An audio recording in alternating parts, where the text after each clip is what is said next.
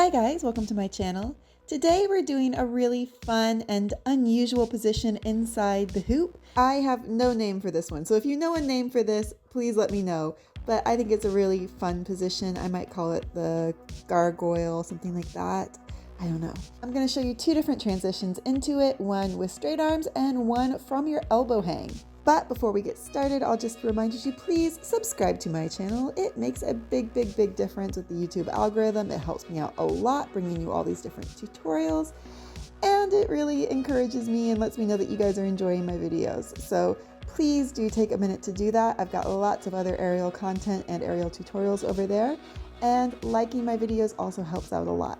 So please make sure you do both of those things and I'll really appreciate it. Okay, moving on to pro tips. My first pro tip is to play with your spin.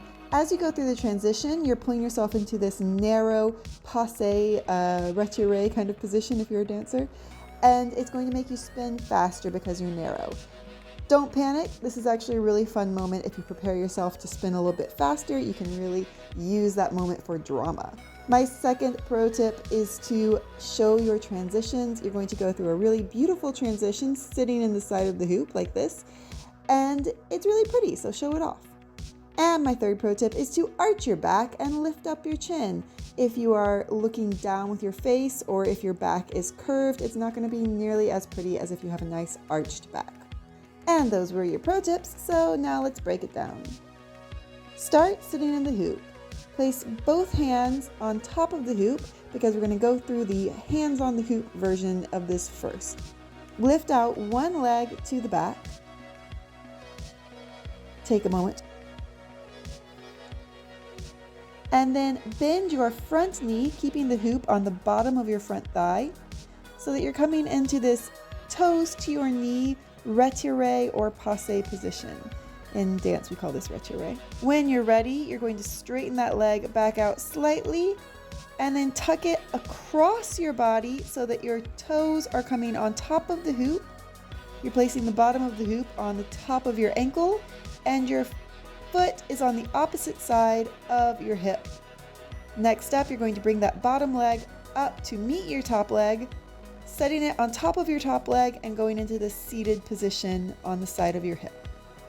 Notice that I have not yet moved my hands at all.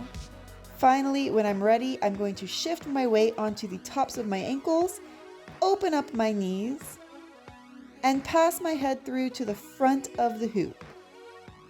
Once my head is in the front, I can straighten both arms, resting the hoop against my biceps and leaning slightly forward so my weight is pressed against the arms there.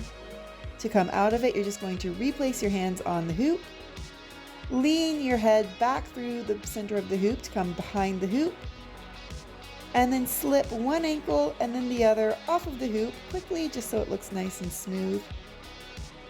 And you come back to a seated position. Now let's do the elbow hang version. It's almost the same. You're going to place your elbows on top of the hoop first. You already have one leg out the back of the hoops. So again, I've got the bottom of the hoop against the back of my front thigh. Then I'm going to lift up that back leg and you can do a little split position if you would like. That's a good option here. Then I'm going to bring one knee through the center of the hoop, sliding the bottom of the hoop down my shin to my ankle, and then place the second leg into the hoop. And again, I pass my head through to the front, rest the hoop against my biceps, and I'm in the position. Here is the whole thing again, so you can see how it works. I think this is a really fun and unusual position, and you don't need much flexibility for it, so that's great too. Thanks for watching, and just before I go, I'll remind you again to please subscribe to my channel.